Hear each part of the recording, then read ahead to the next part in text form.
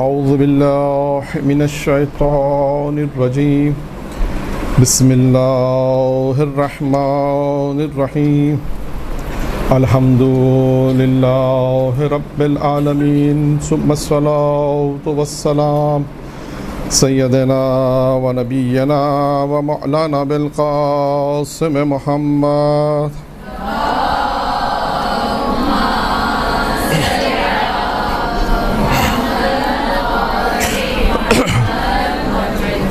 وعلى بيته الطيبين الطاهرين المعصومين المنتخبين الميامين أما بعد فقد قال الله تبارك وتعالى في كتابه الكريم بسم الله الرحمن الرحيم يا أيها الذين آمنوا ادخلوا في السلم الكافة ولا تتبعوا خطوات الشيطان إنه لكم عدو مبين.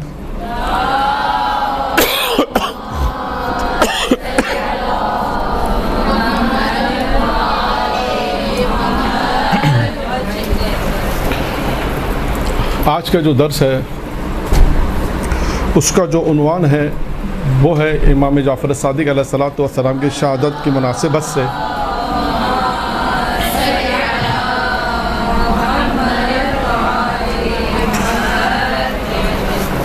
کہ ہم امام کے حوالے سے البتہ سیرت پہ گفتگو نہیں کریں گے، ہم صرف جو گفتگو کریں گے امام کے حوالے سے وہ ان کے اقوال پر گفتگو کہ امام علیہ السلام نے کیا اقوال ارشاد فرمائے ہیں مختلف موضوعات کے اوپر. اصل موضوع ہمارا یہ ہے، لیکن کیونکہ جس موضوع پر ہمیں گفتگو کرنی ہے اور یعنی امام کا جو قول آپ کے سامنے بیان کرنا ہے اور جو اصول امام کی زندگی کے کچھ امام نے بیان فرمائے ہیں، اس سے پہلے ایک مقدمے کے طور پر گفتگو ہوگی جو ہمیشہ سے رہتی ہے عموماً، وہ یہ کہ جو اس آیت کی میں نے تلاوت کا آپ کے سامنے شرف حاصل کیا، سورہ بقرہ کی آیت نمبر 208 ہے کہ جس میں پروردگار عالم یہ ارشاد فرما رہا ہے کہ یا ایھا الذین آمنو، اے ایمان لانے والو، یعنی یہاں پر مخاطب ایمان لانے والے ہیں.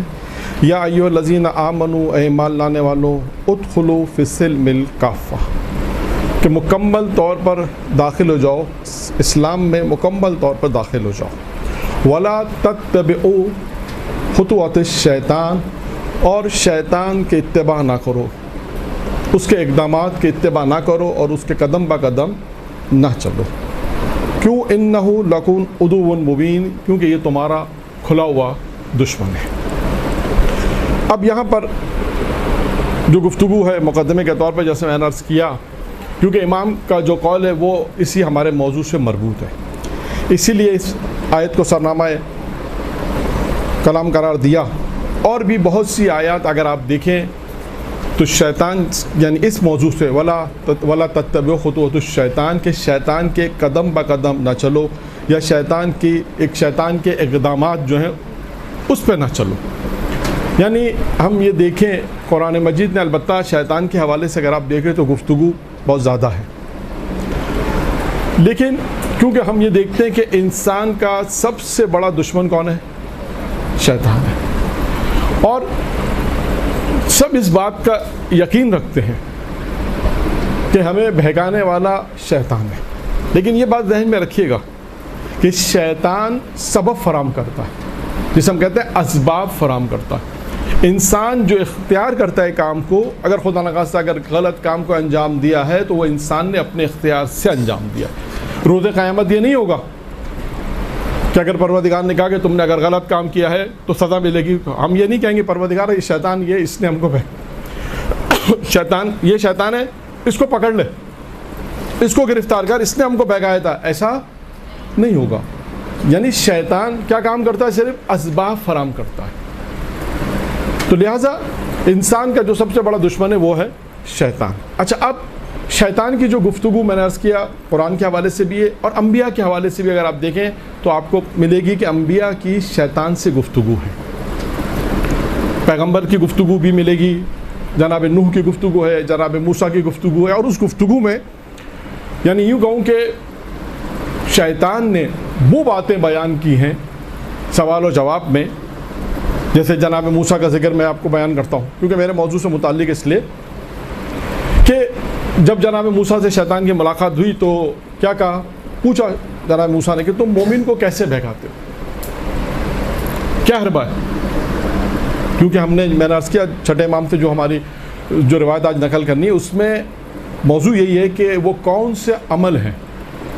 چھٹے امام میں اس لیے عنوان بتا دوں، یہ جو روایت میں بیان کر رہا ہوں جناب موسیٰ والی، یہ ہماری اس روایت سے کتنا مربوط ہے، یہ بتانے کا اصل مقصد یہ اس لیے میں بیان کر رہا ہوں کہ بعد والی روایت بھی اس سے مربوط ہے کہ اصل موضوع جو ہمارا ہے وہ یہ ہے کہ وہ کون سے اعمال ہیں یا وہ کون سے عمل ہیں کہ جس میں شیطان نے خود شکست کھائی ہے۔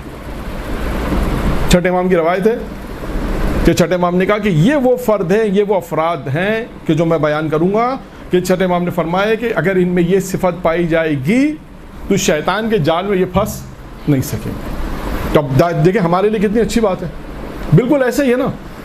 اب یہاں پہ آپ کی کلاس 6 ماہ یعنی 6 ماہ ہر 6 ماہ کا اگر سیمسٹر ہو اور آپ کو پیپر بتا دیا جائے، کتنا اچھا ہوگا کہ پیپر بتا دیں، بہت اچھا ہوتا ہے۔ لوگ امتحان میں تیاری کم ہوتی ہے، کہا کہ بھائی کل جو پیپر میں سوال آتا ہے کہ ہم آپ کو آج بتا دیتے ہیں، تو سب کتنا شوق سے لکھیں گے، کل آنے والے سوال ہمیں بتا دیے جا رہے ہیں۔ تو دیکھیے یہاں پر بھی شیطان کس طریقے سے بہکاتا ہے، شیطان نے بتا دیا ایک کام، اور دوسری طرف امام نے بھی کہا کہ اگر یہ خود چھٹے امام کی روایت ہے کہ یہ چیزیں جو صفات انشاءاللہ بیان ہوں گی کہ وہ صفات اگر تم میں پائی جائیں گی تو شیطان خود کہتا ہے کہ یہ افراد کو میں نہیں بہکا سکتا۔ تو دو طرف ہمارے سامنے، ایک خود امام نے بتایا اور دوسری طرف خود شیطان نے جناب موسیٰ سے، جو میں ابھی روایت نقل کر رہا ہوں کہ جس میں جناب موسیٰ نے جب پوچھا شیطان سے کہ تم کیسے بہکاتے ہو تو کیا کہا شیطان نے۔ اب دیکھیے شیطان کس طریقے سے بہکاتا ہے، کیا کہا شیطان نے کہا، شیطان نے کہا میرا بہکانے کا طریقہ یہ ہے کہ میں اس کی نیکیوں کو اس کے سامنے بڑھا چڑھا کر بیان کروں، یعنی روزے رکھیں، نمازیں پڑھنی، تھوڑی تلاوت قرآن کر لیا، تو ہم کیا کہتے ہیں، ارے نمازیں تو ہماری بہت ہیں، ابھی نمازیں ہم نے بہت پڑھ لی، روزے بہت کر لی، عزاداری بہت کر لی۔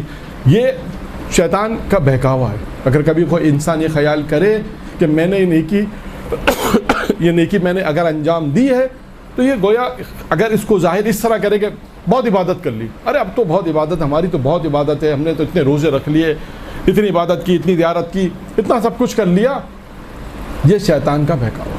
یعنی شیطان کہتا ہے کہ میں اس کی نیکیوں کو اس کے سامنے بڑا چڑھا کر پیش کرتا ہوں، ایک۔ نمبر 2 کا اس کے گناہ کو اس کے سامنے میں چھوٹا کر دیتا ہوں۔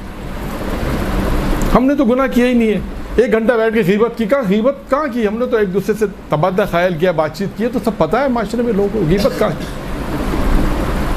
یا اس قسم کی جو باتیں جو برائی میں شمار ہوتی ہیں، گناہ میں شمار ہوتی ہیں، کہاں ہم نے کہاں یہ گناہ کیے، چھوٹا سا تو گناہ کیا ہے، کون سا بڑا گناہ کیا ہے۔ یعنی شیطان یہ کہتا ہے کہ میں اس کے گناہ کو اس کے سامنے حقیقت چھوٹا کر دیتا ہوں، یعنی گناہ اس کے سامنے شاید وہ گناہ نہیں رہتا۔ تو یہ چیزیں ہیں جو شیطان نے، اور بھی بہت ساری چیزیں میں نے ضمنی طور پر یہ آپ کے سامنے بیان کیا۔ تو دیکھیے، اور اس کے بعد قدم، اچھا یہ جو آیت تھی اب اس پر آ جائیں، قدم بہ قدم بعض لوگوں نے ترجمہ کیا ہے خطوط الشیطان کا کہ اتباع نہ کرو، شیطان کے قدم بہ قدم۔ دیکھیں شیطان بہکاتا کیسے، اس آیت کی تفسیر میں ناصر مکارم نے، غایۃ اللہ ناصر مکارم اپنی تفسیر نمونہ میں کچھ نکات لکھے ہیں کہ جو ہمارے لیے اس آیت کی ذیل میں اور ہمارے لیے نمونہ ہے، کہ جیسے مثال کے طور پر ہم یہ کہیں کہ اس سے کیا مراد ہے، شیطان قدم بہ قدم نہ چلو۔ اب پہلا اسٹیپ انہوں نے کیا لکھا، کچھ مراحل لکھے کہ دیکھیں اسی طرح ہوتا بھی معاشرے میں بھی یہی ہوتا ہے۔ اگر آپ کسی بچے کو یہ کہیں کہ تم برائی کی طرف مت جاؤ تو سب سے پہلے کیسے روکیں گے، سب سے پہلے اسے کیسے روکیں گے، کہیں گے کہ بھائی وہ افراد جو گناہ کرتے ہیں ان سے مت ملو، یعنی اسے ہم کہتے ہیں برے لوگوں کی صحبت سے بچائیں گے۔ انہوں نے بھی پہلا وہی اسٹیپ لکھا ہے کہ برے لوگوں کی صحبت سے، برے لوگوں کی ہم نشینی سے، برے لوگوں کی دوستی سے انسان پہلے اپنے آپ کو بچائے، یہ پہلا اسٹیپ ہے۔ دوسرا اسٹیپ میں بھی انہوں نے لکھا ہے کہ ان کی محفلوں میں انسان شرکت نہ کرے، یعنی ایسی محفلیں ہوتی ہیں جس میں گناہ ہو، انسان ایسی محفلوں میں شریک نہ ہو، یہ دوسرا اسٹیپ بیان کیا۔ تیسرا اسٹیپ بھی ہے کہ ان کے ساتھ گناہ میں شریک نہ ہو. گناہ کے متعلق سوچنا. تیسرا اسٹیپ ہے گناہ کے متعلق انسان سوچے نہ. اور چوتھا اسٹیپ کیا ہے؟ چوتھا اسٹیپ یہ ہے کہ مشکوک اور مشتبہ کام کو انجام نہ دے. جسے پتہ ہے کہ شک کرے, معلوم نہیں کہ حلال ہے یا حرام.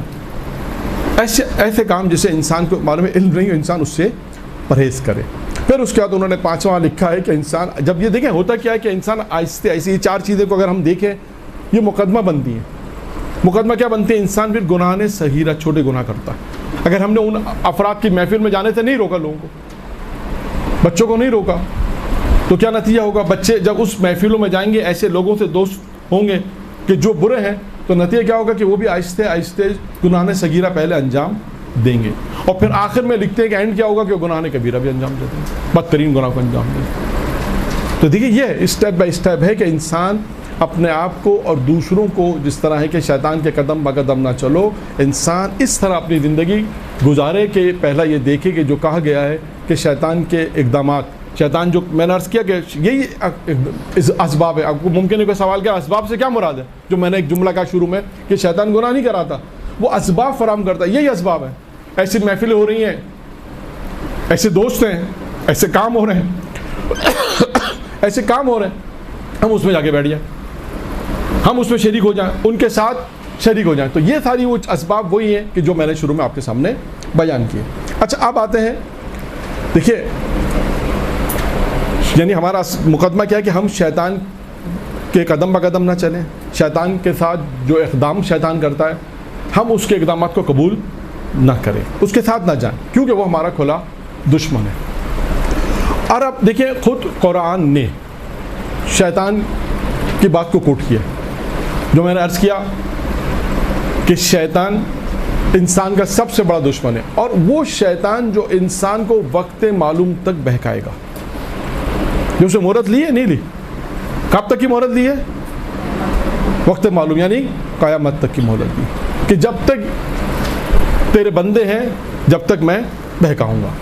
اب پروردگار عالم نے بھی وقت معلوم تک کی ہدایت کا سلسلہ رکھا ہے. لیکن دیکھیں شیطان نے شکست کہاں کھائی, کہاں پر کھائی؟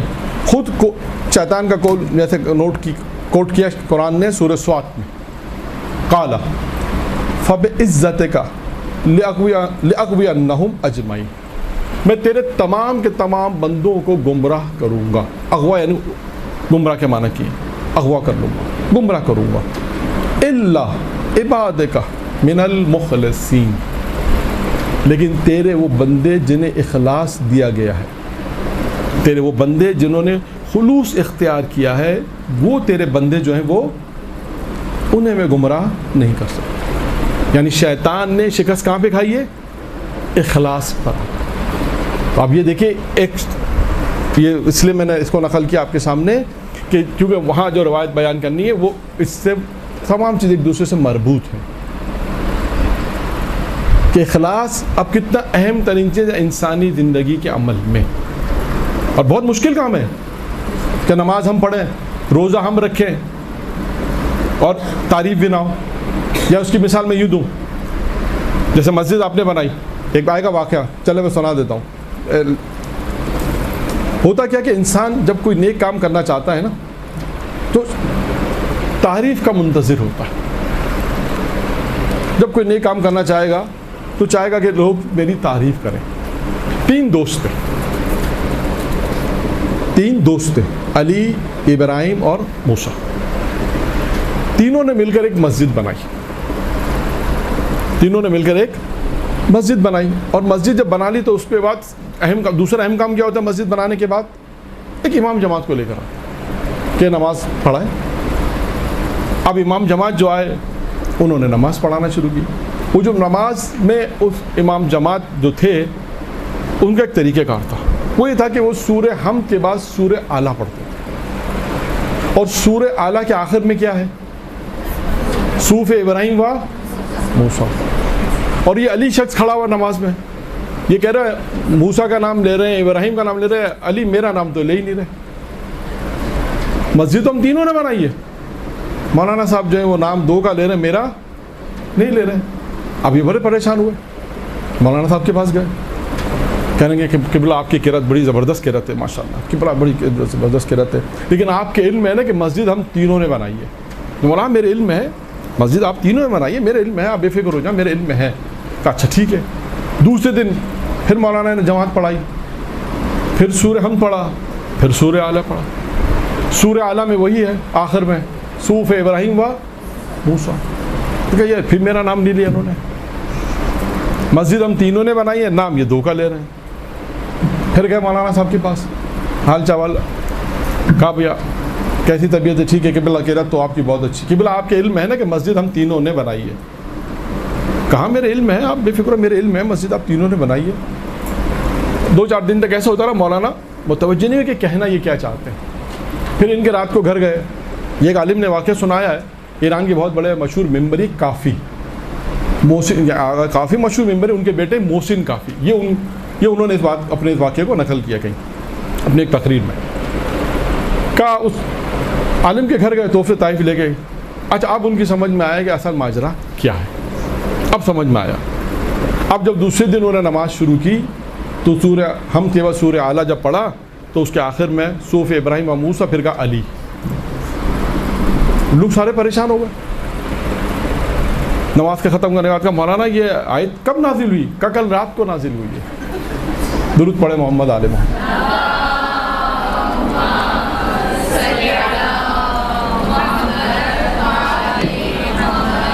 تو یہ ہوتا کہ جب انسان کو نیک کام کرنا، بالخصوص ایسا نیک کام ہو، مسجد بنائی، امام بارگاہ بنائے، حسینیہ بنائے جسے کہتے ہیں نا، بہت سے ایسے کام. لیکن توقع ہوتی ہے کہ یار لوگ ہماری تعریف کریں، لیکن جو لوگ اللہ کے لیے کام کرتے ہیں، جن کے بعد اخلاص ہوتا ہے، خلوص ہوتا ہے، وہ نہیں ہوتے، وہ تعریف کے محتاج نہیں ہوتے.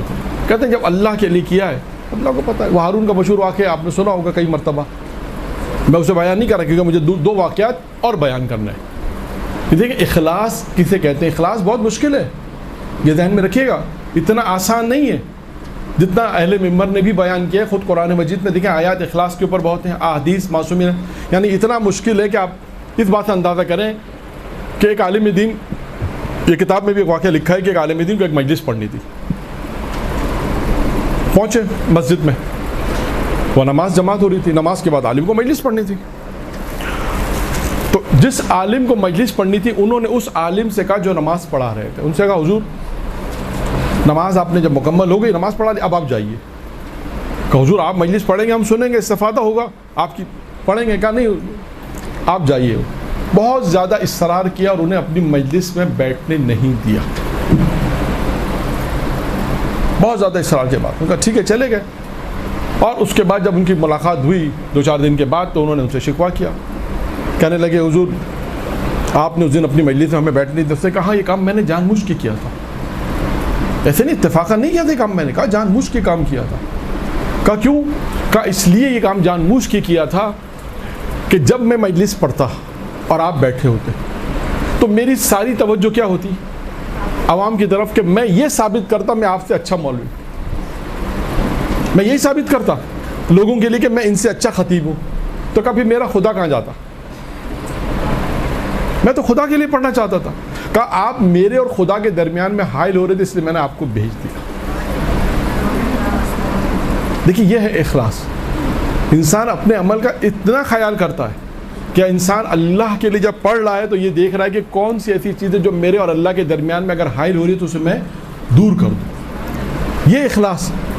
اور اس کے بعد کہ انسان اپنے عمل میں جب اخلاص پیدا کرتا ہے، دیکھیں یہ اخلاص کیوں ہے، یعنی عمل میں اخلاص یہ وہ چیز ہے جو شیطان کی شکست کا پہلی چیز ہے جسے شیطان شکست کھا رہا ہے. کہ اگر تیرے وہ بندے جن کے پاس اخلاص ہے وہ میرے اس پہ میں ان کو نہیں بہکا سکتا، ان کو گمراہ نہیں کر سکتا، اٹھاؤں گا سب کو، اغوا سب کو کروں گا اجمعین. دیکھیں جن آپ آپ دیکھیں یہ اخلاص کیسے حاصل کرنا، یہ مہم ہے. کہ کام میں نے عرض کیا بہت سے کام تو انسان دیکھیں نماز عبادت تو خلوص میں ہو انسان پڑھ لیتا ہے، لیکن بہت سے ایسے کام ہیں جو انسان کر رہا ہے لیکن کوئی اگر دوسرے نام سے کر رہا ہے تو لیکن انسان کو کتنا ایسا ہوتا ہے کہ کام میں نے کیا ہے. لیکن انسان جو اللہ کے لیے ہوتا ہے پھر انسان یہ فکر نہیں کرتا کسی کے نام سے بھی ہو، لیکن پروردگار کیا فرشتے تو غلطی نہیں کرتے. تو اب آئیے اخلاص کے اوپر کہ ایک شاعر، بلکہ مشہور شاعر نہیں تھا، کوئی خاص شاعر بھی نہیں تھا، 2-4 شعر لکھ دیے اور امیر المومنین کے ذریعے میں ڈال دیے. دیکھیں یہ بھی آپ نے دیکھا ہوگا، جب بھی پڑھنے والا کوئی ہوتا ہے، چاہے شاعر ہو، چاہے مولانا، چاہے مرثیہ خواں ہو، چاہے سلام پڑھنے والا، جب بھی کچھ لکھتا ہے تو اس کو ایسا ہوتا ہے میں کسی کو سناؤں. اور بالخصوص نجف میں ہے اور امیر المومنین کے لکھا ہے، اخلاص سے لکھا ہے، کچھ 4-5 جملے شعر لکھے اور امیر المومنین کے لیے ذریعے میں ڈال دیے کہ مولا یہ میں نے آپ کے لیے لکھے. تو دیکھیں ایک موضوع ہے عطائے آل محمد، اور ایک اس کو عطائے امیر المومنین بھی کہہ سکتے ہیں. ایک موضوع کلی عطائے آل محمد اور عطائے امیر المومنین بھی ہے کہ اگر بہت سے ایسے واقعات ہیں کہ امیر المومنین نے عطا کیا، اور یہاں پر بھی یہی ہوا. جب اس نے ذریعے میں ڈالے شعر تو قلدین جیسے فانوس ہوتا ہے نا وہی گرا. اس نے کہا یہ مولا نے مجھے تحفہ دیا ہے. خادم نے کہا نہیں ڈھیلی ہو گئی تھی، گر گئی ہے. میں کہا ٹھیک ہے دوبارہ لگا دو. دوبارہ لگا دی، 3 مرتبہ کہتے ہیں لگائے، 3 مرتبہ گر گئی. اب خادم بھی پریشان ہو گیا، کیا کریں؟ کہتے ہیں وقت کے زمانے، اس زمانے کے وقت کے جو مرجع و مجتہد ان کے پاس گئے اور کہا کہ یہ ماجرا پیش آیا ہے. تو انہوں نے کہا کہ امیر المومنین نے اس کو ہدیہ کیا.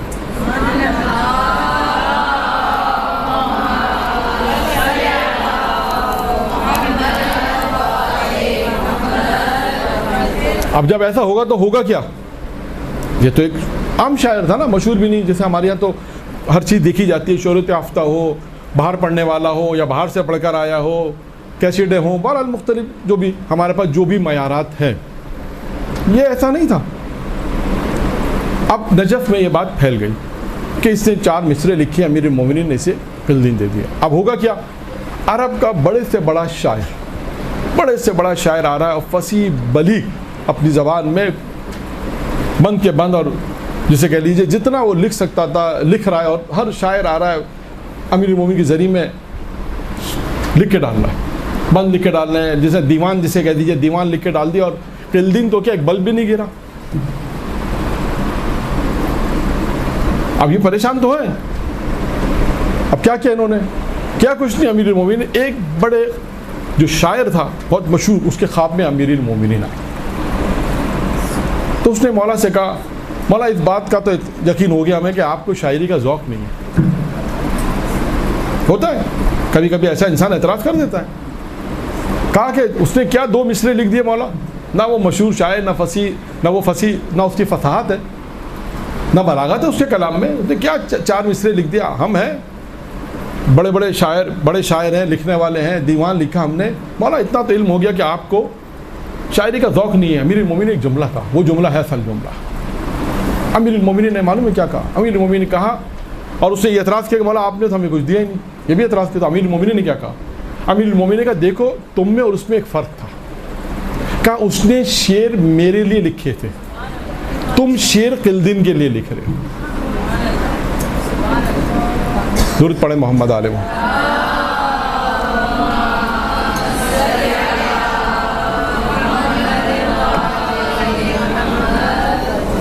یہ اخلاص ہے، اسے کہتے ہیں خلوص. جب یہ سب چیزیں ہیں، اخلاص اس طرح ہوگا تو عطائے آل محمد بھی اور عطائے امیر المومنین بھی. بنی اسرائیل، اور یہ آخری بات، اس کے بعد پھر دوسری روایت. بنی اسرائیل میں ایک عابد تھا، عبادت کرتا تھا، بہت زیادہ عبادت کرتا تھا. اور اس زمانے میں درخت کی پرستش شروع ہوئی. شیطان نے چاہا کہ درخت کی پرستش کسی طرح شروع، لیکن سارے یہ کام شیطان نے آہستہ سے شروع کرائے. لیکن یہ عابد نے کہا میں کام ہونے نہیں دوں گا. عابد کہتے ہیں قرآن لے کے نکلا. اچھا ادھر سے شیطان انسانی شکل میں، یہ ذہن میں رہے کہ شیطان کو اس شکل میں نہیں آ گیا ہم فوراً پہچان لیں گے اچھا یہ شیطان ہے. کون پہچانے گا؟ جو اس کی معرفت رکھے گا. معرفت سے مراد کیا ہے؟ جب انسان نیک کام کے لیے چلتا ہے نا تو رکاوٹیں آتی ہیں. جو یہ پہچان لے کہ ہاں یہ رکاوٹیں شیطان کی طرف سے ہیں، یہ کام کیوں نہیں ہو رہا، یہ نیک کام کیوں مجھ سے نہیں ہو رہا، اس کا مطلب ہے کہ شیطان انوالو ہے اس کام میں، چاہتا ہے ایک کام نہ. کیونکہ روایت میں بھی ہے کہ جتنا ہو سکتا ہے انسان جلدی نیک کاموں کو انجام دے دے، کیوں شیطان کہتا ہے کہ جتنا یہ دیر کرے گا میں اسے روکوں گا. ادھر سے عابد چلا کلاڑی لے کے، ادھر سے شیطان انسانی شکل میں چلا، اور اس سے شیطان کو نہیں معلوم، یعنی عابد کو نہیں معلوم کہ یہ شیطان ہے. کہا یہ درخت مت کاٹو، کہا نہیں کاٹوں گا. اور دونوں میں جنگ ہوئی، لڑائی ہوئی. اور نتیجہ کیا ہوا؟ نتیجے میں عابد جو تھا وہ شیطان پر غالب آ گیا اور چاہتا ہے کہ اسے مار دے، قتل کر دے. اب شیطان نے، جو بظاہری طور پہ انسان ہے نا، اپنی موت سامنے دیکھی تو کیا کہا؟ جیسے آج کے اسلام میں کہتے ہیں آفر دی. یہی ہوتا ہے نا، انسان آفر دیتا ہے. نے کہا کہ تمہارا خرچہ روزانہ 2 دینار ہے نا. کہا کہ تمہیں روزانہ 2 دینار مل جائے کریں گے، تمہیں اس کی ٹینشن نہیں ہوگی. دیکھیں یہ آزمائش ہے انسان کی، کہ انسان اگر اللہ کے لیے کر رہا ہے، دین کے لیے کر رہا ہے، تو اس قسم کی آفر انسان قبول نہیں کرتا. لیکن یہ عابد تھا، عبادت تو کر رہا تھا، لیکن شاید ہو سکتا ہے وہ معرفت نہیں تھی. اور یہ عبادت جب کر رہا تھا، عابد نے کہا 2 دینار مل رہے ہیں، چھوڑو اس کو، مارنے میں کیا جاتا ہے.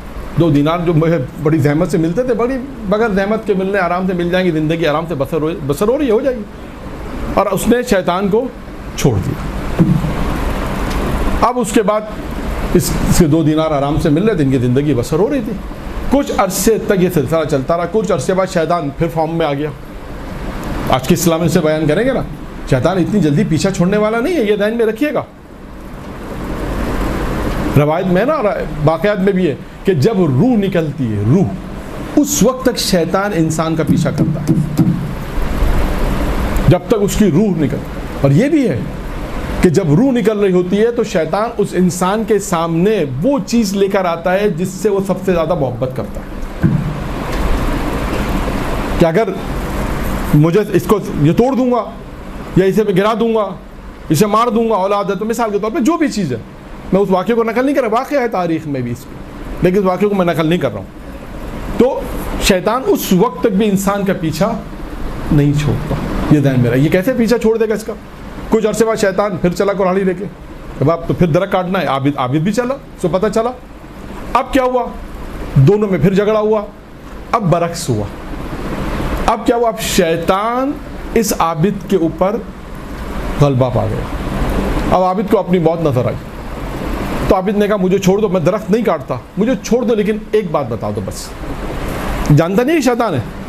کہا اتنا بتا دو کہ کیا وجہ ہے کہ پہلے میں تم پہ غالب آیا اور اب تم مجھ پہ غالب آ گئے. یہ بات مجھے سمجھ میں نہیں آئی. کا فرق صرف اتنا ہے. اب دیکھیں شیطان کیا کہتا ہے، فرق صرف اتنا ہے. کہا کہ اس کی وجہ یہ کہ پہلے تم اللہ کے لیے جا رہے تھے، اب دینار کے لیے جا رہے، کیونکہ دینار آنا بند ہو گئے تھے. وہ دینار جو 2 دینار ملتے تھے وہ دینار بند ہو گئے تھے. شیطان نے کچھ عرصے کے لیے دیے، اس کے بعد بند کر دی. اب جب دینار بند ہو گئے تو پریشان ہو گئے. اب شیطان نے کہا اب جب دینار بند ہو گئے، اب ہم اپنا کام شروع کرتے ہیں. تو دیکھیے یہ ہے، انسان جب اللہ کے لیے کام کرتا ہے تو اس سے انشاءاللہ حتماً کامیابی ہوتی. ممکن ہے بعض اوقات دیر سے ہو، لیکن ہوتی ہے. تو یہ اخلاص ایک مہم موضوع ہے جسے میں نے بہت مختصر آپ کے سامنے بیان کیا.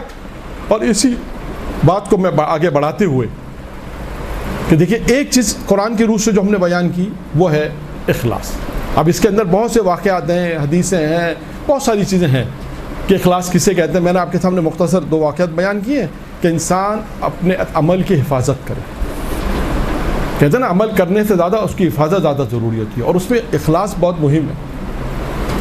جناب موسیٰ کی ملاقات ہوئی جبرائیل سے، اور ملاقات کے دوران دیکھا کہ ایک بندر گزرا. جناب جبرائیل نے کہا موسیٰ سے جانتے ہیں کون ہے؟ کہا نہیں. کہا یہ وہ شخص ہے جو آپ سے توریت کا علم لیتا تھا. تو کہا پھر سے بندر کی شکل کیوں؟ کہا یہ اس لیے شکل میں ہے کہ یہ اس لیے علم دیتا تھا اور لوگوں میں جا کے بتاتا تھا، لوگ اس کی تعریف کریں. آج سب سے اہم مسئلہ ہمارے یہی ہے کہ لوگ تعریف کریں، جس کا اپوزٹ، جو اخلاص کے اپوزٹ کیا چیز آتی ہے؟ ریاکاری آتی ہے. تو خیر وہ موضوع نہیں ہے ہمارا، لیکن یہی ہے کہ اخلاص پہلی چیز ہے قرآن کی روح سے کہ اخلاص وہ ہے کہ جس پہ شیطان نے شکست کھائی ہے. تو انسان اپنے عمل میں اخلاص کو پیدا کر لے. اب آئیے چھٹے امام جعفر صادق علیہ الصلوۃ والسلام کے وہ روایت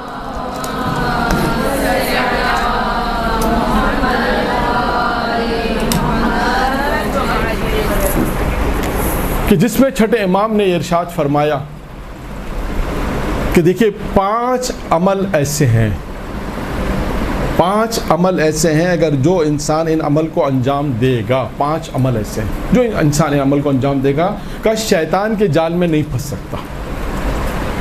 پہلا اخلاص، قرآن کی روح سے ہم نے بیان کیا۔ اب آئیے 5 عمل، اور اس کے بعد چھٹے امام کی صحیح روایت بیان ہوگی، کیونکہ میں نے عرض کیا کہ چھٹے امام کے حوالے سے گفتگو ہے، لہٰذا اقوال پر ہی گفتگو رہے گی۔ اب وہ کون سے ایسے وہ عمل ہیں کہ جس کی بنا پر امام فرماتے ہیں کہ انسان شیطان کے جال میں نہیں پھنس سکتا؟ نمبر 1، پہلی صفت کیا ہوگی؟ وہ شخص جو اللہ پر توکل کرتا ہوگا۔ اور دیکھیں توکل کا معنی کیا ہے کہ انسان کوشش کرے، محنت کرے، اس کے بعد اپنے اس نتیجے کو اللہ پر چھوڑے۔ یہ توکل کا معنی نہیں ہے کہ انسان ہاتھ پہ ہاتھ رکھ کے بیٹھ جائے کہ بھائی بس ٹھیک ہے اللہ دے گا، اللہ پہ توکل ہے، جیسے ہم لوگ آج کل کہتے ہیں اللہ توکل۔ نہیں، یہاں پر میں امیر المومنین علی بن ابی طالب علیہ الصلوۃ والسلام کا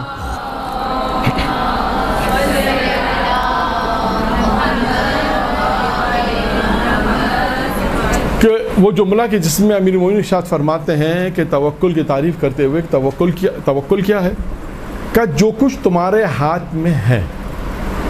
اب میں اس کو سمجھاؤں آپ کو، مثال کے طور پہ اگر کسی کے پاس پچھلی دفعہ ہمارا موضوع تجارت تھا، اسی کی مثال دے دوں، 50 لاکھ ہوں تو انسان کتنا پلاننگ کرے گا کہ میں یہ بھی لے لوں، یہ کاروبار بھی کروں گا، ممکن ہے یہ کاروبار بھی کروں، یہ کاروبار بھی کروں، 50-60 لاکھ، 1 کروڑ آ جائے، اس سے 1 کروڑ میں پلاننگ ہوگی۔ امیر فرماتے ہیں جو تمہارے ہاتھ میں ہے نا وہ نہیں، بلکہ جو اللہ کے پاس ہے اس کا نام توکل ہے۔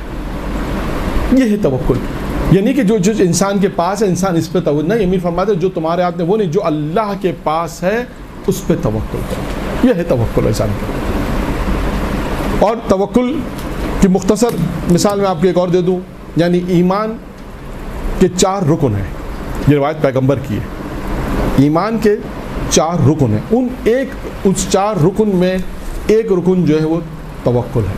یعنی ایمان اگر بنتا ہے، جسے ہم کہیں کہ اگر ایمان 4 چیزوں سے مل کر بنتا ہے تو اس میں ایک چیز ہے توکل، انسان اللہ پر توکل کرے۔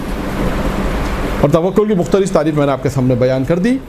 اور اس کے بعد یہ 4 چیزیں ایمان کی کون سی ہیں، جس میں پہلی چیز توکل ہے، دوسری چیز ہے کہ انسان اپنے تمام امور اللہ کے سپرد کر دے، تیسری چیز ہے کہ اللہ کی قضا پر راضی رہے، اور چوتھی چیز ہے کہ اللہ کے سامنے تسلیم خم ہو جائے۔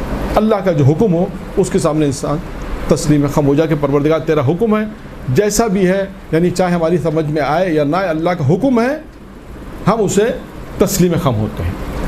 تو توکل ان چیز میں شمار ہے جو ایمان کی تعریف میں ہے۔ تو پہلا کیا ہوا؟ پہلا ہوا 5ویں امام نے جو پہلی صفت بیان کی کہ جس کے پاس بھی توکل ہوگا، اور قرآن مجید میں آپ مختلف آیات پر دیکھیں توکل کے پڑھیں کہ جس میں یہ کہا گیا ہے کہ انسان جو ہے وہ اللہ پر توکل کرے۔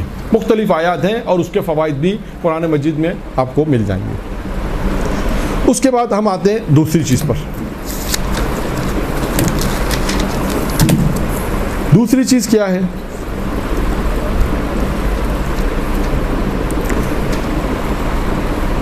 وہ شخص، امام فرماتے ہیں کہ دوسرا کون سا شخص ہے کہ جو شیطان کے جال میں نہیں پھنس سکتا، کہ وہ شخص ہے جو ہر حال میں اپنے پروردگار کو یاد رکھتا ہے، ذکر پروردگار کرتا ہے، ہر حال میں یاد پروردگار میں رہتا ہے، جسے ہم کہتے ہیں ذکر خدا بھی کرنا۔ ہر حال میں انسان ذکر خدا کرتا ہے۔ اب دیکھیں ذکر خدا کی بھی تعریف آئی ہے۔ ذکر خدا یہ بھی ہے جیسے ہم سبحان اللہ والحمدللہ ولا الہ الا اللہ پڑھتے ہیں، اسی طرح بہت سارے ذکر ہے، اللہ اکبر کا ذکر ہے، ذکر میں یہ بھی شمار ہے۔ اور خود اچھا، اب جو جتنی چیزیں میں بیان کر رہا ہوں ان تمام چیزوں کو آپ سے موضوع میں نے صرف ہیڈنگ عنوان سے بیان کروں گا کیونکہ وقت نہیں ہے، ورنہ آپ ان تمام چیزوں کو دیکھیے گا، قرآن مجید میں ان کے متعلق مختلف آیات موجود ہیں، اور ان کے اس آیات میں آپ دیکھیے گا کہ اس کے میں کہا گیا کہ ان چیزوں کو انجام دو، جیسے ذکر کے متعلق ہے، توکل کے متعلق ہے، اور بھی جو چیزیں آئیں گی، اور روایت بھی مختلف ہیں۔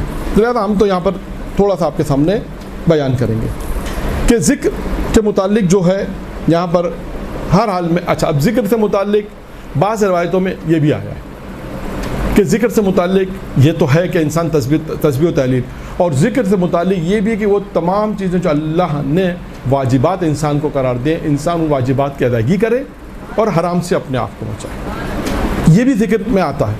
یہ ذکر میں صرف یہ ذکر میں نہیں کہ انسان تسبیح لا الہ الا اللہ پڑھتا رہے، محمد رسول اللہ پڑھتا رہے، نہیں، ذکر یہ بھی ہے۔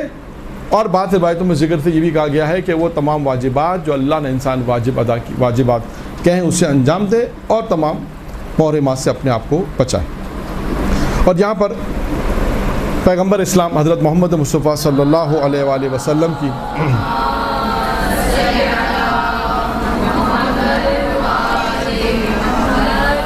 جس میں اللہ کے رسول یہ ارشاد فرماتے ہیں دنیا اور آخرت کی خیر کس میں ہے؟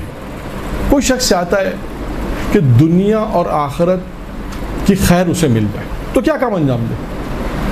سوال ہے، آپ کسی سے بھی سوال پوچھیں، کسی سے بھی یہ پوچھیں کہ دنیا اور آخرت میں خیر چاہتے ہو یا نہیں چاہتے، وہ کیا کہے گا؟ چاہتا۔ پھر سوال ہے وہ اس کو کس طرح ملے گی؟ ایک سوال ہے وہ کون سے کاموں کو انجام دے کہ اسے دنیا اور آخرت کی خیر مل جائے؟ پیغمبر فرماتے ہیں نمبر 1، ایسی زبان ملے جو ذکر خدا کرے، ایسی زبان ملے جو ذکر خدا کرے۔ اب یہاں پر میں روکتا ہوں اس روایت کو اور جناب عیسیٰ کے زمانے کا ایک قصہ میرے ذہن میں آیا، وہ بیان کرتا ہوں۔ جناب عیسیٰ نے پروردگار سے کہا خداوندہ مجھے اپنے محبوب بندے سے ملا۔ جناب عیسیٰ نے سوال کیا تو پروردگار عالم نے کہا کہ فلاں مقام پر جاؤ تمہیں ہمارا محبوب بندہ مل جائے گا۔ اب دیکھیے خدا نے کہاں بھیجا۔ جب جناب عیسیٰ پہنچے کیا دیکھا کہ خاتون، ایک عورت ہے، دیکھ نہیں سکتی ہے، چل پھر نہیں سکتی ہے، اس کے بعد بھی کہتی پروردگارہ تیرا شکر ہے، خدا کا شکر ادا کر رہی ہے۔ چل پھر نہیں سکتی ہے، دیکھ نہیں سکتی ہے، پیر بھی معذور ہے، ہاتھ سے بھی معذور ہے۔ اب جب اس نے سلام کیا تو اس خاتون نے جواب، جناب عیسیٰ نے سلام کیا تو خاتون نے کہا علیک السلام یا روح اللہ۔ تو کہا کہ جناب عیسیٰ نے کہا کہ تجھے کیسے معلوم، تو دیکھ ہی نہیں سکتی کہ میں نبی خدا ہوں؟ تو جملہ سنے کیا کہا، اس نے کہا جو خدا آپ کو میرے پاس بھیج سکتا ہے وہ خدا مجھے بتا نہیں سکتا کہ آنے والا کون ہے؟ دیکھیے یہ بھی ایسے بھی واقعات ہیں۔ اور اس نے اب جب وہ پروردگار کا ذکر کر رہی ہے، پروردگار کا شکر کر رہی ہے، تسبیح تحلیل کر رہی ہے، تو جناب عیسیٰ نے یہی کہا کہ تیرے پاس ہے کیا جو تو شکر کر رہی ہے؟ اگر آج انسان اپنے ماحول میں سوچے، ذرا سی چوٹ لگ جائے، ذرا سی مشکلات آ جائے، البتہ بہت مشکل ہے، انسان بہرحال تحمل کر سکتا ہے۔ تاریخ میں بہت سے واقعات ہیں کہ کتنا نعوذ باللہ اللہ پر ہو سکتا ہے انسان غصے ہو جائے اور نہ جانے کیا کیا کہے۔ جناب عیسیٰ نے کہا اس سے کہ تو دیکھ نہیں سکتی، تو چل نہیں سکتی، تیرے ہاتھ پیر کام نہیں کر سکتے، اور تو اس کے بعد کہہ رہی ذکر پروردگار کر رہی ہے، پروردگار تیرا شکر ہے، تو شکر کس چیز پہ کر رہی ہے؟ اب اس نے کیا کہا؟ اس نے کہا پروردگار کا میں شکر اس بات پہ کرتی ہوں کہ پروردگار عالم نے مجھے بہترین زبان دی جس سے میں اس کا ذکر کروں، اس خدا کا ذکر کرتی ہوں، اس زبان عطا کی ہے جس سے میں خدا کا ذکر کرتی ہوں۔ پھر کہا خدا کا میں شکر ادا اس بات پہ کرتی ہوں کہ اس نے مجھے وہ قلب دیا، یعنی وہ دل دیا جس میں اس کی معرفت ہے، اور وہ بدن دیا کہ جو میں اس کی مصیبتوں پہ صبر کرتی ہوں۔ لیکن شکر کس چیز پہ ہو رہا؟ 3 چیزوں پہ، کہ یہ ساری چیزیں بھی پیغمبر نے بیان کی۔ پیغمبر نے کہا دنیا اور آخرت کی خوبی چاہیے، ہر شخص چاہتا دنیا میں کامیاب ہو، ہر شخص چاہتا آخرت میں کامیاب ہو، تو کیا کام کرے؟ نمبر 1 پیغمبر نے فرمایا ذکر کرنے والی زبان ہو، ذکر کرنے والی زبان، شکر کرنے والا دل ہو۔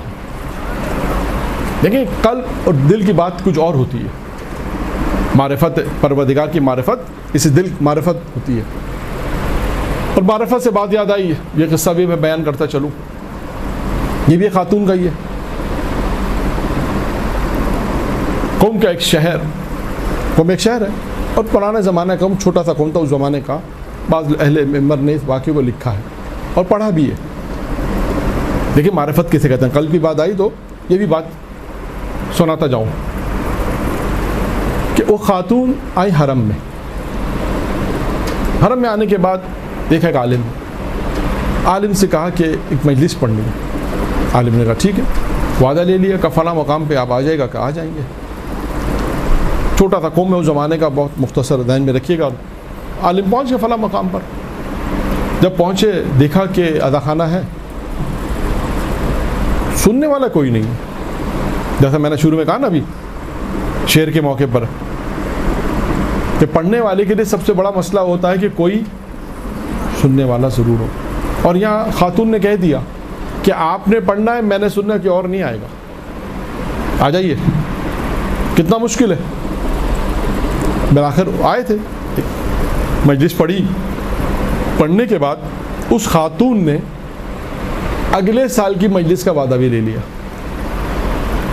اس سال تو مجھے پتا تھا کہ یہاں کوئی, اس سال تو مجھے معلوم تھا کہ پتہ نہیں کون ہوگا یا کون نہیں ہوگا. اب جب میں وعدہ لے رہا ہوں تو مجھے یہ تو کنفرم ہے کہ کوئی نہیں آئے گا, اور وعدہ لے لیا. وعدہ لینے کے بعد جب اگلا سال آیا تو عالم کو تو یاد تھا, کیونکہ دیکھیں اس قسم کی مجالس کون سی مجالس یاد ہوتی ہے, ہمیشہ یاد رکھیے گا, یا جس میں بہت زیادہ مجمع ہو جائے آدمی بھول جاتا ہے. تو انسان کو یاد رہتا ہے کہ وہ مجمع تھا, اتنا مجمع تھا میں بھول گیا. تہران کا ایک مشہور ممبری جسے کہتے ہیں مجلس پڑھنے والے, کہنے لگا بسم اللہ الرحیم, 3 دفعہ کہا بسم اللہ الرحیم. کہا بسم اللہ اتنا چھوٹا کیوں ہو گیا؟ پتہ چلا مجمع کی وجہ سے اتنا ٹینشن تھا کہ بسم اللہ آدمی بھول گیا. یہ ہوتا ہے, یا وہ مجلسیں یاد رہتی ہیں جس میں مجمع بہت ہو, یا وہ مجلسیں یاد رہتی ہیں جس میں کوئی بھی نہ ہو. تو یہ مجلس انہیں یاد تھی اس لیے کہ کوئی تھا ہی نہیں. جب آیا وقت آنے کے بعد انہیں کہا کہ اب میں ایک خاتون کے لیے مجلس پڑھنے جاؤں. سو گئے, نہیں گئے. کہتے ہیں خواب میں کوئی معصوم آئے اور آ کے کہنے لگا اچھا اب اتنے بڑے ہو گئے ہو کہ ہمارا ذکر بھی نہیں کرو گے. فوراً اٹھنے کا فوراً اس مقام پر پہنچے جہاں پر وعدہ لیا تھا. فوراً مقام پہ پہنچے تو خاتون نے دیکھ کر کہا کہ ڈانٹ پڑی تو آئے ہو. دیکھیں یہ ہے معرفت, جو میں نے عرض کیا نا, اسے کہتے ہیں معرفت. یہ ہے جو ہے نا, قلب ہمیں ایسا ملے, زبان ہمیں ایسی ملے, دل ہمیں ایسا ملے. دنیا اور آخرت کی معرفت جو آتی ہے وہ اسی طرح آتی ہے. پیغمبر فرماتے ہیں دنیا اور آخرت میں اگر کسی کو خیر چاہیے تو وہ 3 چیزیں میں نے اس کو بیان کی, اور چوتھی چیز بھی ہے. 3 چیزیں کیا بیان کی؟ پہلی چیز بیان کی ایسی زبان ہو جو ذکر کرنے والی ہو, ایسا دل ہو جو شکر کرنے والا ہو, ایسا بدن ہو جو صبر کرنے والا. جو جناب عیسیٰ کو خاتون نے کہا کہ اللہ نے مجھے ایسا بدن دیا, پیغمبر نے وہ 3 چیزیں بیان کی. اور چوتھی چیز کا نیک بیوی. یہ 4 چیزیں ایسی ہیں پیغمبر فرماتے دنیا اور آخرت میں انسان کی کامیابی کا سبب ہے. درود پڑھیں محمد و آل محمد.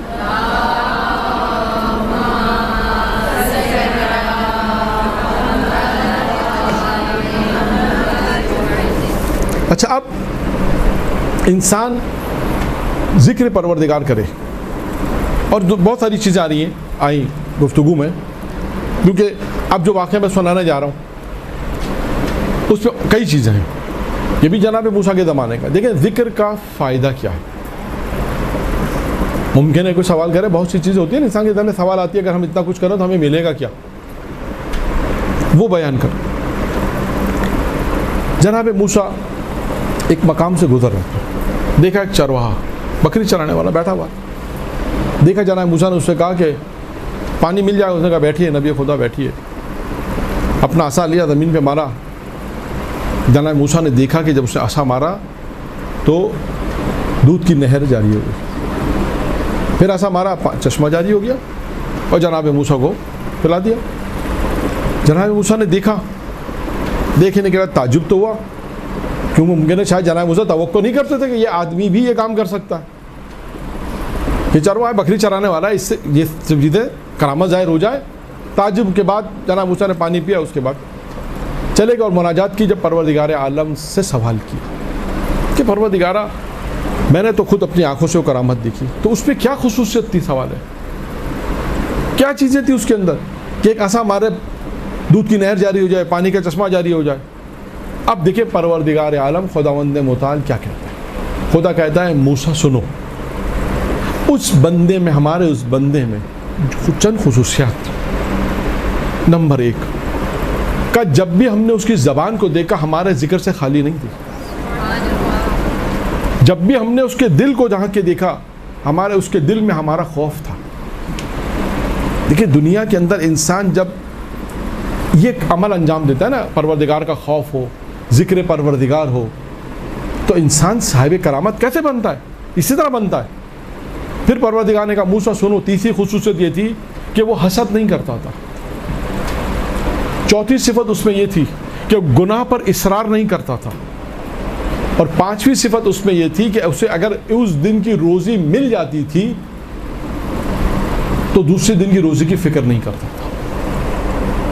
روزی مل گئی آج کی, کل کی فکر نہیں کرتا, اب آج کی مل کے کافی ہے.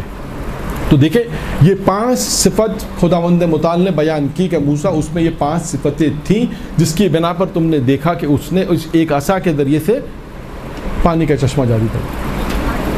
تو یہ انسان صاحب کرامت دنیا میں ہوتا ہے. وہی ساری چیزیں ہیں جو مسلسل میں نے بیان کی کہ انسان ذکر پروردگار کرے, اس کا بھی ذکر کا بھی تعریف بیان کر دی کہ انسان گناہوں سے بھی اپنے آپ کو بچائے, واجبات کی بھی انسان دے. اور اس کے بعد ذکر بھی یہ بھی ہے تسبیح.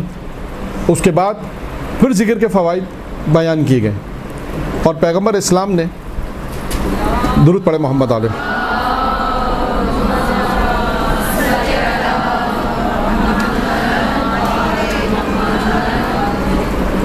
ایک روایت میں فرمایا دنیا اور آخرت کی خیر اسی کو ہے کہ جسے وہ زبان مل جائے کہ جو بے دن ذکر کرنے والی ہے. اس کے بعد فرمایا ایک اور روایت میں فرمایا کہ جو خدا کو زیادہ یاد کرتا ہے, ذکر کرتا ہے, خدا اس سے محبت کرتا ہے. پھر اس کے بعد فرمایا خدا اس کے لیے 2 برات یعنی 2 جسے ہم کہتے ہیں نا اس کو برات دے دیے, 2 برات یعنی 2 لیٹر اسے مل جائیں گے. ایک کہاں کے لیٹر ملیں گے, کہاں کے کا اسے ایک لیٹر مل جائے گا آتش سے جہنم سے گئی ہے, آتش جہنم سے بری ہے, 2 برات کے لیٹر. اور دوسرا لیٹر جو اسے ملے گا وہ نفاق سے دوری کا ہے. جو بھی اللہ کا ذکر کرتا رہے گا, اللہ کو یاد رکھے گا ہر حال میں, پیغمبر فرماتے ہیں 2 چیزوں سے برات, ایک جہنم سے اس کو برات مل جائے گی, ایک نفاق اس کے قریب نہیں آئے گا, نفاق سے وہ دور رہے گا. اب وقت کم ہے لہٰذا میں دیگر چیزیں بیان کرتا ہوں. اب آ جائیں ہم تیسری چیز کے اوپر, کیونکہ مجھے آخر میں ایک روایت بھی بیان کرنی ہے, 1-2 روایتیں اور بیان کرنی ہے, باقی چیزوں کو میں اس میں چھوڑ رہا ہوں. 2 چیزیں میں نے اب تک بیان کی اس روایت میں جو چھٹے امام نے ارشاد فرمائی. پہلی چیز ارشاد کیا فرمائی؟ اللہ پر توکل. دوسری چیز فرمائی کہ ہر حال میں اللہ کا ذکر کرتا رہے, اپنے پروردگار کو یاد کرتا رہے. تیسری چیز ہے کہ جو چیز تم اپنے لیے پسند کرو وہی اپنے مومن بھائی کے لیے پسند. جو چیز تم اپنے لیے اختیار کرو, اپنے لیے پسند کرو, وہی اپنے مومن بھائی کے لیے پسند کرو. یہ صفات اگر انسان میں پائی جائے گی تو شیطان کے جال میں وہ نہیں پھنس سکتا. شیطان اس کے یوں سمجھا شاید قریب بھی نہیں آ سکے گا. چھٹے امام کی روایت ہے. اب یہاں پر میں صرف ایک ہی روایت بیان کروں گا اور گفتگو ہے وہ, اگرچہ اس پہ بھی مومن کے حقوق 7 حقوق تو بہت مشہور ہیں, بہت چھٹے امام کی روایت ہے کہ ایک مومن کے اوپر 7 حقوق ہیں اور بہت سارے حقوق بیان کیے گئے. میں صرف اس میں ایک گفتگو ہے خدا کی جناب آدم سے, حدیث قدسی ہے اور اس میں بھی عمل ہی بیان کیا گیا ہے کہ خدا نے آدم سے کہا کہ ایک کام تمہیں انجام دینا ہے, ایک کام میں انجام دوں گا, ایک کام میرے اور تمہارے درمیان میں ہے اور ایک کام تمہارے اور لوگوں کے درمیان ہے. دیکھیں 4 کیٹیگریز ہو گئے. کیا کہا خدا نے آدم سے؟ ایک کام صرف تمہیں انجام دینا ہے, ایک کام ہے جو تم انجام دو گے اور ایک کام ہے جو میں انجام دوں گا. نہ اس میں کوئی شریک ہے نہ میرے ساتھ کوئی شریک ہے. اب جو دوسرے 2 عمل ہیں اس میں شریک ہیں, یعنی تمہارے اور میرے درمیان ہے, اور چوتھا جو تمہارے اور لوگوں کے درمیان ہے. اب وہ کیا ہے؟ خدا نے آدم سے کہا دیکھو آدم, پہلی وہ چیز جو صرف تمہیں انجام دینی ہے, جو صرف تم انجام دو گے وہ ہے کہ جو تم میری عبادت میری کرو گے, کسی اور کی عبادت تمہیں نہیں کرنی. جو صرف تم انجام دو گے وہ ہے عبادت, جو تم میری عبادت انجام دو گے. اور دوسری چیز جو صرف میں میرے لیے وہ کیا کہ تمہاری عبادت کو اجر و ثواب میرے علاوہ کوئی نہیں دے گا. جو اجر و ثواب میرے علاوہ تمہیں کوئی نہیں دے گا, یعنی ایک کام تمہیں انجام دینا, ایک کام مجھے انجام دے گا. ایک کام مجھے اور تمہیں انجام دینا، وہ کیا کہا؟ تم دعا کرو گے قبول میں کروں. اور چوتھی چیز جو تمہارے اور لوگوں کے درمیان میں جو میرے موضوع سے متعلق وہ یہ کہ جو تم تو اپنے لیے پسند کرو وہی تو سوچ. یہ خدا کس سے کہہ رہا ہے؟ جناب آدم سے کہہ رہا ہے. تو اس چیز کے اوپر بھی زور دیا گیا ہے کہ جو چیز تم اپنے لیے پسند کرو وہ اپنے مومن بھائی کے لیے پسند کرو. 3 چیزیں ہو گئیں چھٹے امام کی اس روایت میں کہ جو میں نے بیان کی. اب آئیے چوتھی چیز. چوتھی چیز کیا ہے؟ وہ شخص جو اللہ کی تقدیر پر راضی رہتا ہے اور مصیبت کے وقت واویلا نہیں کرتا، زیادہ واویلا نہیں کرتا. دیکھیں بہت سے تاریخ میں واقعات ہیں. آپ نے نام سنا ہوگا صاحب جواہر. جواہر ایک کتاب ہے، 42 جلدوں پہ لکھی، فقہ کی کتاب ہے، نام ہے محمد حسن والے کا. جب ان کے بیٹے کا انتقال ہوا، دیکھیے اپنے وقت کو بھی بچایا اور واویلا نہیں کیا، جسے ہے نا کہ اللہ کی رضا پہ راضی. بیٹے کا انتقال ہوا تو کہتے ہیں اپنے بیٹے کی میت پر، اب دیکھیں جب میت رکھی جاتی ہے تو لوگوں کو انتظار ہوتا ہے کہ لوگ آ رہے ہیں، تو یہ تو وقت لگتا ہے نا کہ بھائی مثال کے طور پہ دوپہر میں انتقال ہوا ہے تو اب میت جو ہے وہ شام میں ہے، نماز جنازہ شام میں ہے، تو کیا ہوگا کہ شام تک آپ کو انتظار کرنا. یہی ہوتا ہے، لوگ آ رہے ہوتے ہیں، ملاقات تعزیت کر رہے ہوتے ہیں، مل رہے ہوتے ہیں. کہتے ہیں کہ ان کے بیٹے کا جب انتقال ہوا تو انہوں نے اس وقت کو بھی غنیمت سمجھا، واویلا نہیں، کہ اللہ کی اس رضا پہ راضی رہے اور اپنی جو کتاب لکھ رہے تھے اپنے بیٹی کے میت پہ بھی وہ کتاب لکھتے رہے. لیکن سے کہتا ہے اللہ کے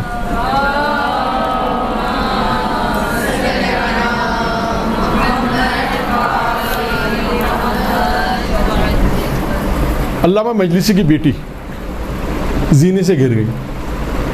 اب دیکھیں اتفاق کی بات ہے، آج سارے واقعات خواتین کے آ رہے ہیں، ساری مثالیں، تیسری مثالیں خواتین کی کہ تاریخ میں اس سے اندازہ ہوا. آپ دیکھیں تاریخ میں کس قسم کی خواتین گزری ہیں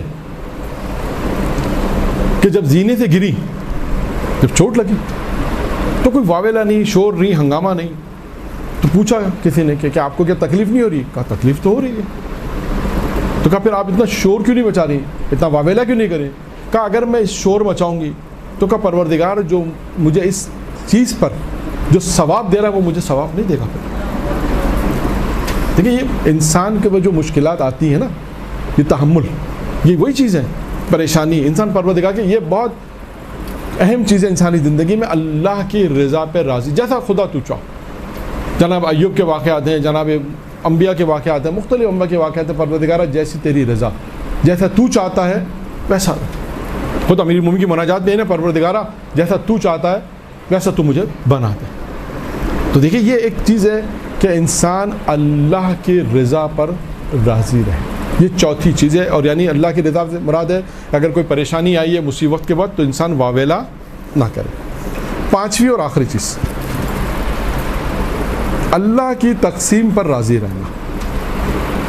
یعنی جسے کہتے ہیں نا اللہ نے جو روزی انسان کے لیے رکھی ہے، اللہ کی تقسیم پر انسان راضی رہے. اللہ کی تقسیم پر راضی رہنے سے کیا رہا ہے؟ اللہ سے خوشنود رہے. پروردگار میں خوش ہوں تجھ سے کہ جو تو نے تقسیم کی ہے میرے لیے رضائیت کے اوپر، روزی کے لیے. کہا تھا اللہ نے جو روزی انسان کے لیے رکھی ہے پروردگار میں اس پر راضی ہوں. اب یہاں پر بھی ایک روایت ہے کہ انسان اللہ کی خوشنودی کیسے حاصل کرے. یہ جو انسان اللہ کی رضائیت پہ راضی رہتا ہے، یہ رضائیت بھی انسان کو حاصل ہونے کے لیے کیسے حاصل ہوگی؟ دیکھا 3 چیزیں جو اللہ کی خوشنودی اور اللہ کی رضائیت کو حاصل کریں گے. 3 چیزیں بیان کی معصوم نے. پہلی چیز ہے کثرت سے استغفار کرنا. کثرت سے انسان استغفار کرے گا تو اللہ کی رضائیت حاصل ہوگی. دوسری چیز ہے انکساری تواضع. اور تیسری چیز ہے کثرت سے صدقہ دینا. انسان کثرت سے صدقہ دے تو یہ 3 چیزیں ہیں جو پروردگار عالم کی رضائیت انسان اس سے حاصل ہوگی. انسان اللہ کی رضائیت پہ جیسے خوشنود ہوتا ہے، راضی رہے، تو کیسے راضی رہے گا؟ کون سی کوالٹیز پیدا کرے، کون سی وہ چیزیں ہیں جو اللہ کی رضائیت پہ انسان کو راضی رکھے. کہا کہ یہ 3 کام انسان اگر انجام دے گا، معصوم فرماتے ہیں، تو انسان اللہ کی رضائیت کو حاصل کرے گا. انسان کثرت سے استغفار کرے، جیسے درود کے اوپر پچھلے ہفتے بحث کی تھی ہم نے، اسی طرح استغفار پہ انسان بیٹھا استغفر اللہ ربی واتوب الیہ استغفار کرتا رہے، اپنے گناہوں کو یاد کرتا رہے. اور روایت میں کہ انسان سب سے زیادہ جس چیز سے انسان کو ڈرنا ہے وہ کیا ہے؟ انسان کے اپنے گناہ. انسان سب سے زیادہ استغفار کرے، پروردگار خداوندہ مجھ سے گناہ سرد ہوتے ہیں. اور دوسری چیزیں انکساری اور تواضع، انسان انکساری تواضع کرے. تیسری چیزیں کثرت سے صدقہ دینا. اور یہاں پر جناب لقمان نے اپنے بیٹے کو جو وصیت کی اس میں بھی ایک چیز بیان کی اور کہا کہ اللہ کی خوشنودی حاصل ہو نہیں سکتی جب تک تم اپنے نفس کی مخالفت نہ کرو. اگر تم اپنے نفس کو ناراض کرو گے تو اللہ راضی ہوگا. یہی ہے کہ انسان اپنے نفس کی مخالفت کرے گا تو اللہ راضی ہوگا. اگر اللہ کو راضی کرنا ہے تو نفس کی مخالفت، اگر نفس کو راضی کرنا ہے تو اللہ کی مخالفت پر، پھر اللہ راضی نہیں ہوگا. خوشنودی اللہ کی حاصل نہیں ہو سکتی. دو چیزیں ایک ساتھ کیسے ممکن ہے؟ ایک طرف شیطان کے یہ کام کرو اور دوسری اللہ کہتے ہیں کام نہ کرو.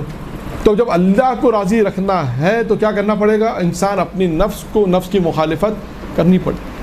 جب نفس کی انسان مخالفت کرے گا تو اللہ کی خوشنودی حاصل ہوگی.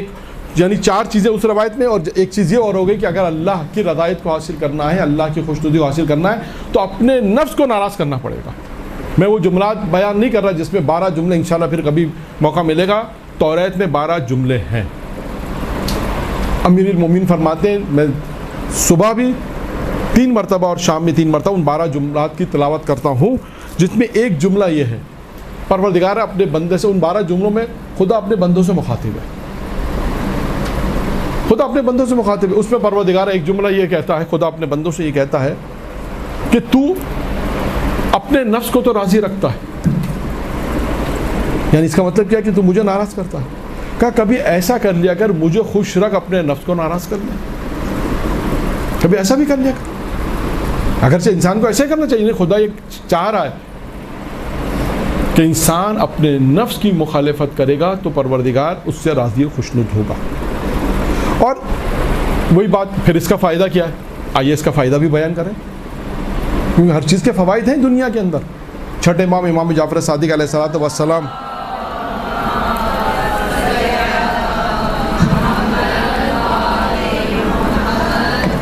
کے زمانے میں ایک شخص آیا اور آ کر اس نے لوگوں کے ذہنوں کی باتوں کو بیان کرنا شروع کیا. یعنی کیا مطلب؟ جو لوگ سوچتے تھے وہ بتا دیتا تھا. کچھ لوگ گئے، کہا میں کیا سوچ رہا ہوں، بتا دیا اس کو. اب آپ جانتی ہیں کہ اس قسم کے لوگ اگر ذرا سا معاشرے میں آ جائے تو کیا ہوتا ہے؟ لوگوں کا ایمان کمزور ہو جاتا ہے. ان کا ایمان کمزور ہوتا ہے، اس کا ایمان نہیں ہے. اس کا ایمان کمزور، اس کا ایمان کمزور ہے. یہ اپنے اگر ایمان ان کا مضبوط ہوتا تو اتنی آسانی سے وہ یقین نہ کرتے. اور چھٹے امام کے زمانے میں یہی ہوا. کچھ لوگ آئے مولا کے پاس، کہنے کا مولا اس کے تو چاہنے والے زیادہ ہو گئے، بڑھ گئے چاہنے والا. وہ لوگ ایسے لوگوں کے تو چاہنے والے بہت جلدی بڑھ جاتے ہیں.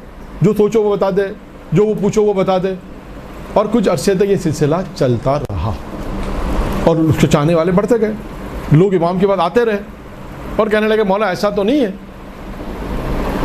کہ ایک وقت تو یہ امامت کا دعویٰ کرے. امام نے کہا نہیں کرے گا.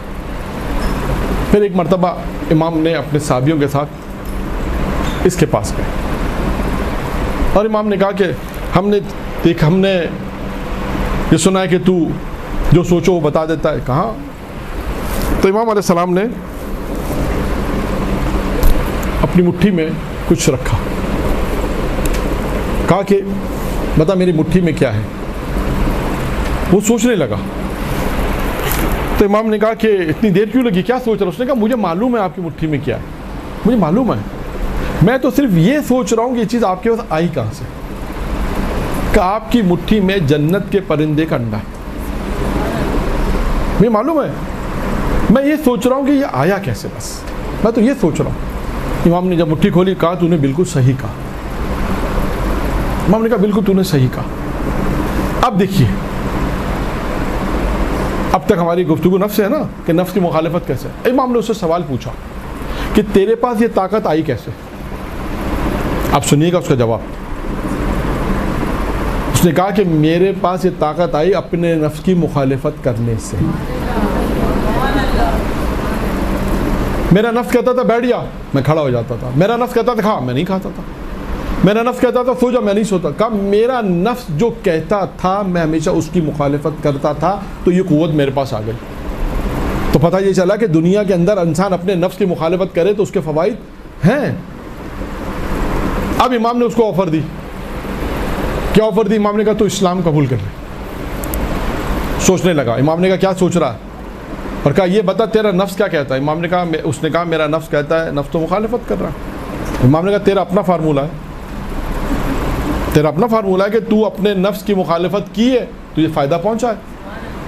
اب تو اگر اپنے نفس کی مخالفت کرے گا، بس نفس کہہ رہا ہے اسلام قبول نہیں کر، اور تجھے اپنے نفس کی مخالفت کرے گا تو جو فائدہ پہنچے گا یقیناً. وہ مسلمان ہو گیا، نفس کی مخالفت کی اور مسلمان ہو گیا، اور امام کے صحابیوں میں شامل ہو گئے.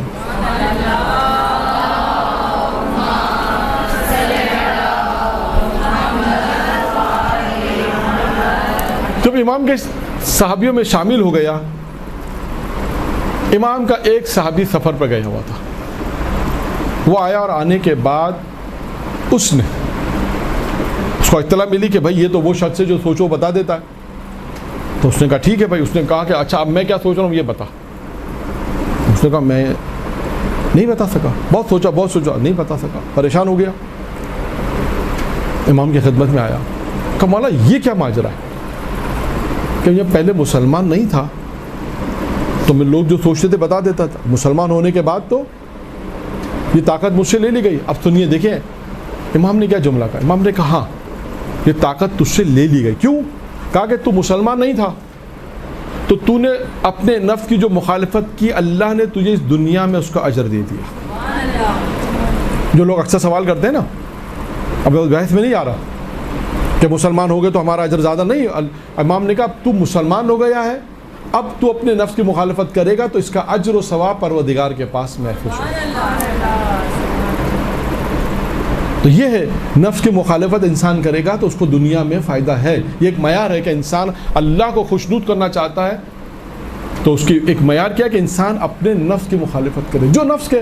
اور ہم اپنے معاشرے میں دیکھتے ہیں کہ دیکھیں معاشرے کو بہتر بنانے کے لیے یہ سب عام کام کیوں ہوتے ہیں، اتنے درس دروس کیوں ہیں؟ اس کی وجہ یہ کہ ہم معاشرے کو بہتر سے بہتر بنا سکیں، اور اپنے معاشرے کو بہتر بنانے کے لیے تمام چیزیں اس میں یہی ساری چیزیں کہ انسان خواہشات نفسانی کی مخالفت کرے گا، اور اب جب خود بہتر ہوگا تو اس کے بعد معاشرے کو بھی وہ بہتر کرے. درود پڑھے محمد و آل محمد.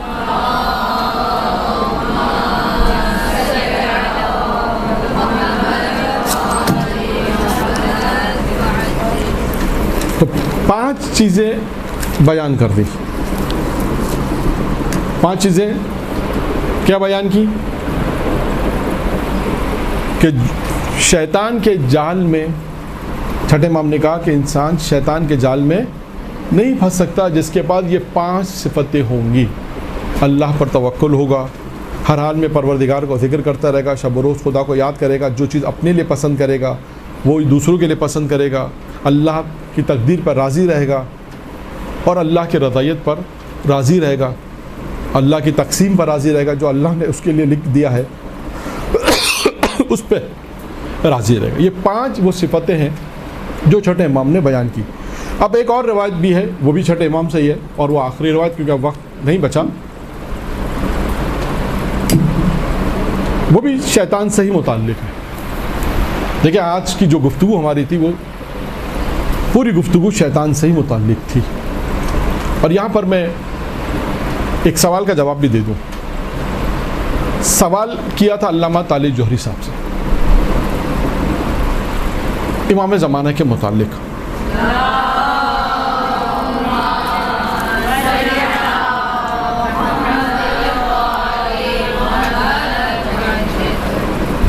الحمرا لاہور میں روٹری میں، وہاں پر امام زمانہ پر ایک سیمینار تھا. اس سیمینار کا آخری سوال یہ تھا جو میں بیان کروں. امام زمانہ پہ سیمینار تھا تو آخری سوال یہ پوچھا کہ آپ کے امام غیبت میں رہ کر کیسے ہدایت کرتے ہیں؟ ہدایت کے لیے تو وجود ہونا شرط ہے. بھائی سامنے ہوگا تو آپ کو ہدایت کی باتیں بتائے گا نا، سامنے ہے ہی نہیں وہ تو آپ کو کیسے ہدایت کرتا ہے؟ یعنی یہ بات ان کی سمجھ میں نہیں آ رہی تھی کہ غیبت میں رہ کر کیسے ہدایت ہو سکتی ہے.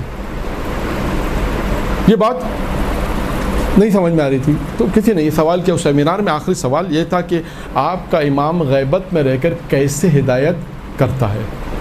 تو انہوں نے جواب دیا اور انہوں نے کہا کہ مجھ سے آج تک کسی نے یہ نہیں پوچھا کہ شیطان غیبت میں رہ کے کیسے گناہ کراتا ہے.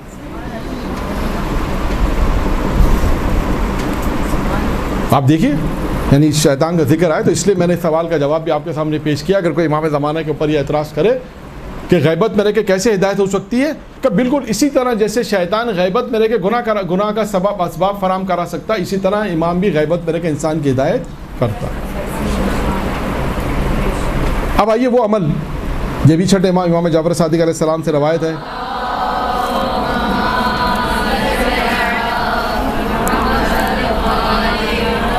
کہ وہ کون سے اعمال ہیں جو شیطان کو تکلیف پہنچاتے ہیں، یا یوں کہیے کہ شیطان کو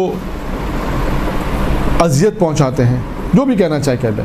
امام فرماتے ہیں اپنے، اور اس کے بعد امام نے اس روایت کو نقل کیا، یعنی ان کے اجداد، اپنے اجداد سے، اور ان کے وقت کا پیغمبر اسلام نے اپنے صحابیوں سے کہا کہ میں تمہیں ایسا نہیں بتاؤں، کہ ایسے عمل نہیں بتاؤں کہ جو، اگر ایسے عمل بتاؤں جو شیطان کو تم سے دور کر دے. اور شیطان کو تم سے کتنا دور کرے گا؟ جتنا مشرق سے مغرب تک کا ہے. یعنی یہ عمل میں تمہیں جو بتا رہا ہوں وہ عمل وہ ہیں جو تمہیں شیطان کو تم سے دور کر دے گا. اور کتنا دور کرے گا؟ جتنا مغرب سے مشرق تک کا راستہ، اتنا تم سے دور ہو جائے گا. نمبر 1 کا روزہ کیا کام انجام دیتا ہے؟ جب انسان روزہ رکھتا ہے تو اسے شیطان کو کیا تکلیف پہنچے؟ سوال ہے کیا تکلیف پہنچتی ہے؟ اس کا کیا جاتا ہے؟ فرماتے ہیں روزہ رکھنے سے شیطان کا چہرہ سیاہ ہو جاتا ہے.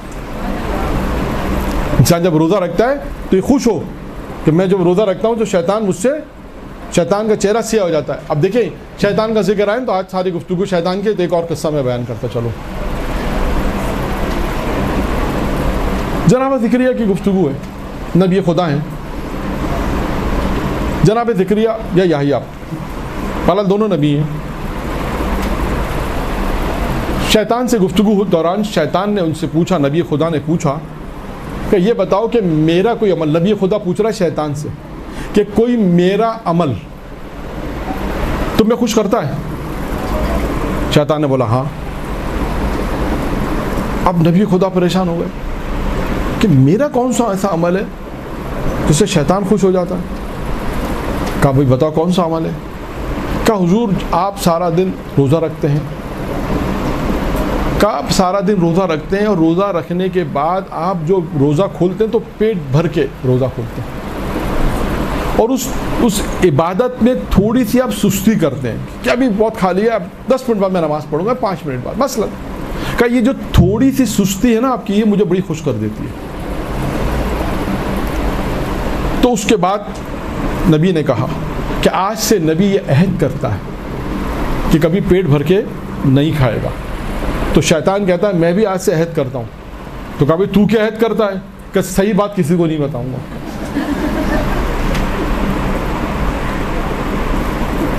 ٹھیک ہے، پیغمبر کی روایت، روزہ شیطان کے چہرے کو سیاہ کر دیتا ہے، صدقہ شیطان کی کمر توڑ دیتا ہے. پچھلے ہفتے صدقے کی گفتگو آئی تھی کہ صدقہ اگر انسان دیتا ہے تو 5 چیزیں مالک جب صدقہ جس کے ہاتھ سے نکلتا ہے تو وہ 5 باتیں کہتا ہے. لیکن صدقہ انسان دیتا ہے، اس کے کتنے فوائد ہیں جو پچھلی گفتگو میں آ گئے، اور بھی بہت سے فوائد ہیں زندگی اور موت کے مسئلے میں کہ انسان صدقہ دے. تو ایک فائدہ کیا ہے؟ صدقہ دینے کا شیطان کی کمر کو توڑ دیتا ہے. یعنی آپ سوچیں کہ انسان صدقہ دے تو شیطان کی کمر ٹوٹتی، اس لیے کہ اس لیے مال نکلتا ہے. دیکھیے مال نکلنا آسان نہیں ہے. انسان مال سے محبت کرتا ہے کہ اتنا مال میں نے کمایا، میں ایسے اس کو دے دوں رائے خدا میں. یہ تو واجب ہی نہیں، بعض اوقات مستحب صدقہ ہے، ہو سکتا ہے واجب ہو انسان کا مجبور ہے، چلو اللہ نے کہا ہے تو مجھے دینا ہے، خدا کا حکم مجھے دینا مجبور ہے. لیکن صدقہ آپ جا رہے ہیں راستے میں گئے، کوئی فقیر آپ نے 5 روپے 10 روپے دے دیے. یہ صدقہ جو انسان دیتا ہے اس کے بہت سے فوائد بیان ہوئے، اور صدقے میں کیا ہے؟ شیطان کی کمر توڑ دیتا ہے. اللہ کی محبت، یعنی یہ ایک عمل ہے، اللہ کی محبت میں نیک عمل میں شریک ہونا.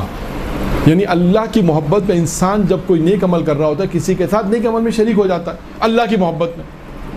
دیکھیں اخلاص کے لیے آیا تھا نا کہ اللہ کے لیے کام کرو، یہ یاد رکھیے گا، اخلاص یعنی اللہ کے لیے، اللہ ہونا چاہیے ہر کام میں. انسان اپنی پوری زندگی میں ابھی سے طے کرے کام میں اللہ کے لیے کر رہا ہوں بس. دکھاوے کے لیے نہیں، ہر چیز میں اللہ کرے. انشاءاللہ پھر کبھی موقع ملے گا تو اس کا بھی فائدہ بیان کیا کہ جناب داؤد نے سوال پوچھا تھا پروردگار سے جنت میں میرا پڑوسی کون ہے، تو اس کا جواب میں یہ تھا کہ جو کام اللہ کے لیے، انسان ہر کام اللہ کے لیے کرے، ہر خدمت جو کر رہا ہے اپنے گھر کے اندر کا پروردگار کی رضایت کے لیے کر رہا، ثواب ملے گا. وہ عالم بڑے مرجع مجتہد جب دنیا سے گزرے تو ان سے پوچھا کہ آپ نے اپنی زندگی میں کوئی مکروہ کام کیا؟ تو کہا مکروہ تو چھوڑو، میں نے مباح بھی نہیں کیا. وہ پریشان ہو گیا کہ مباح نہیں کیا. کہا آپ اٹھنا بیٹھنا کھانا پینا یہ تو سب مباح ہے. کہاں یہ سب مباح ہے؟ کہا یہ سب میں اللہ کے لیے کرتا تھا. جب اللہ کے لیے ہو جائے گا تو مستحب ہو جائے گا اور ثواب میں تبدیل ہو جائے گا.